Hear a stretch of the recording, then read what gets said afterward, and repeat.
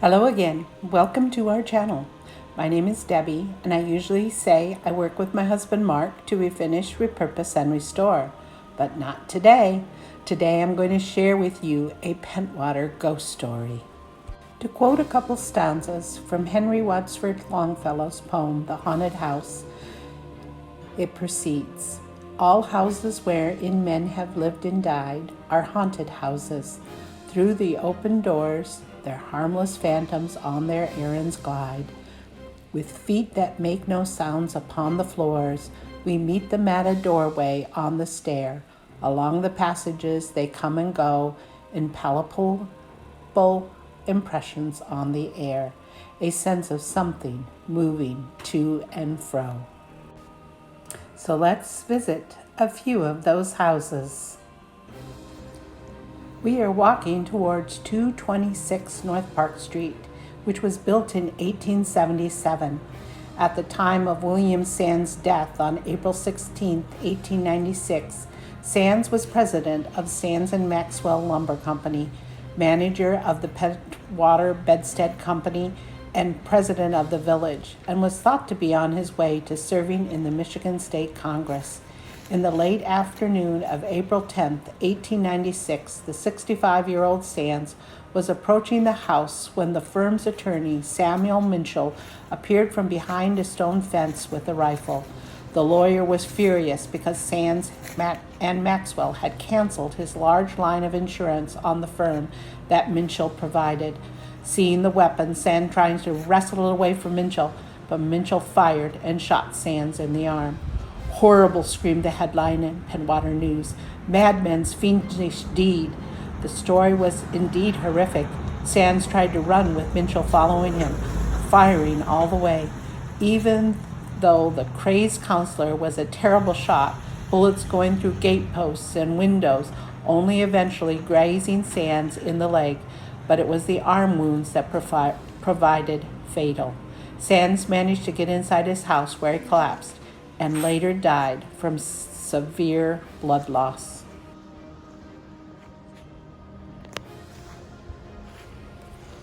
Moving on to 284 East Lowell Street, which was built in 1865, Solomon Minchell, who was originally from Chicago and the attorney for Sands and Maxwell, had an altercation with Mr. Sands that led to Mr. Sands being shot in the leg and the arm, which ultimately led to his death. So when the police came to question Mr. Minchell, they knocked and nobody answered. They returned later and broke the door down and found he had shot his wife, his 16-year-old daughter Ruby, and his two sons, George and Frank, and then himself. It soon became known that Minchell had sent a letter to a friend in Chicago expressing his desperation in having failed his family as a provider and planned to kill Sands and then commit suicide, and asked his friend to care for his family in case they survived.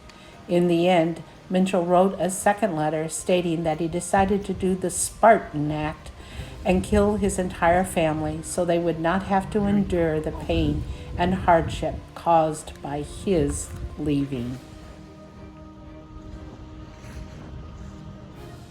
Moving on down Lowell Street to 379 East Lowell, which was built in 1859, it is one of the oldest houses in Pentwater.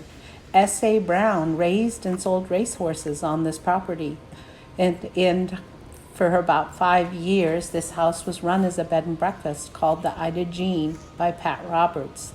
He was the great-great-grandson of S.A. Brown. Just doors away from the Browns' residence, the bodies of Minchell and his family were found in their home. Unfortunately, at 379 Lowell, also it held a victim of the Sands-Minchell scandal. 18-year-old Alice Brown worked as a housekeeper for the Sands family, and when Sands was shot in his yard by a worker, the rumors flew through town and that she was the one who had killed Sands, supposedly over a 25-cent a week raise. Legend holds that gossip was too much for the young and emotionally fragile Alice Brown, and she became so distraught that her family had to lock her upstairs. When the family checked on her after the true murderer had been found, They had found her she had hung herself in the western gable of the house. The proprietor of the Ida Jean says his family did their best to erase Alice because they had the Brown reputation to think about, as they were sophisticated and in the end of local society. But Alice seems to come back and actually be still at the Ida Jean. As you've seen, Mr. Sand's cemetery plot is prominent in Pentwater Cemetery, but another headstone is not quite as prominent, that of Eva Minshall and her 3 children, Ruby, George, and Frank. Their funeral was identified as a media circus, even back in 1896, according to a Chicago paper.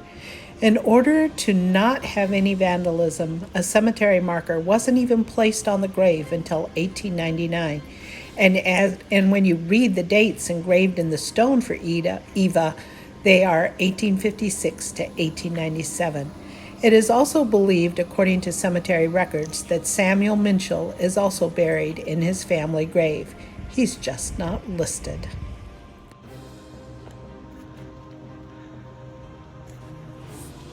"268 Park Street, which was built in 1894, is the next house, and it's ours. Everybody in Pentwater knows the towering Victorian home on the corner of Park and Wythe Street, the one that's been known for years as the haunted house. We know this house quite well also because we live right next door. In fact, our house was built by William Sands as a wedding present to Gardner Sands, his son, which makes this a perfect Halloween story, or that story that's told around the campfire or the fireplace in summer or winter. I hope you liked our haunted home tour. If you like our content, hit like and subscribe.